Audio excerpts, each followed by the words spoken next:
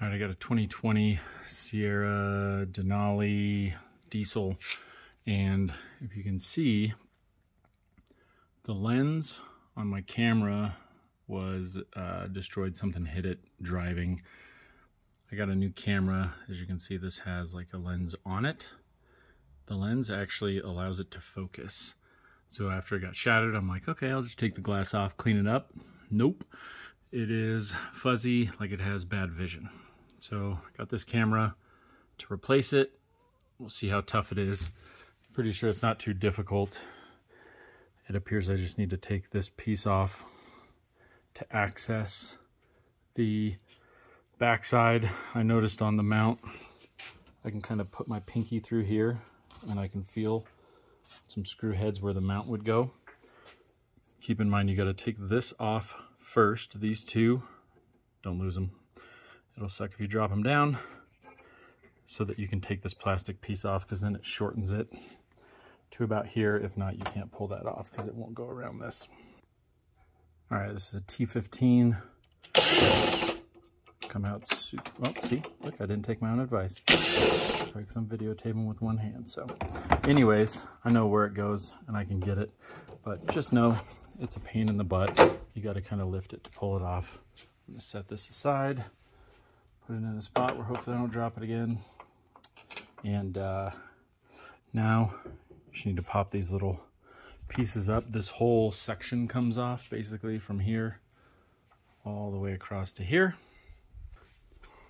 All right, I got this nifty little tool that should let us pop these up. So it's kind of hard to see, but if you can see on this side, it's got this little notch. You see that? Cut out the bottom. So you pop that up a little. See how it's up above the other part, and then it pops right up. Super easy. But it's got this little notch. This little notch right there where my thumbnail is. You can get underneath it. If you try to pry it up with this in the down position, it'll most likely break these little wings off. Something else to keep in mind, if you accidentally pull this top piece all the way out, don't worry, it goes back in, but it's directional. As you can see, the hole there, it's kind of offset on this side.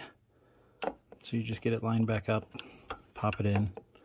Much easier to do when you have more than one hand, and you can lock it back down if needed. So you have 1, 2, 3, 4, 5, 6, 7, 8, 9, 10 of those. All right, so I have some extra wires in here from some lights and other stuff, but keep in mind, this is actually going to be much harder on the diesel, the Duramax 3-liter, than a standard truck, because it has these vanes that open and close in order to keep the engine warm enough for diesel combustion. But what you see there is the mounts and the camera plug. Should be pretty easy to get to and get off of there. Notice it's got a little red tab to kind of hold it in place. So usually you have to move those off to the side and pop that out on the back. And then just the 2T star, those look to be T15, maybe even a T20.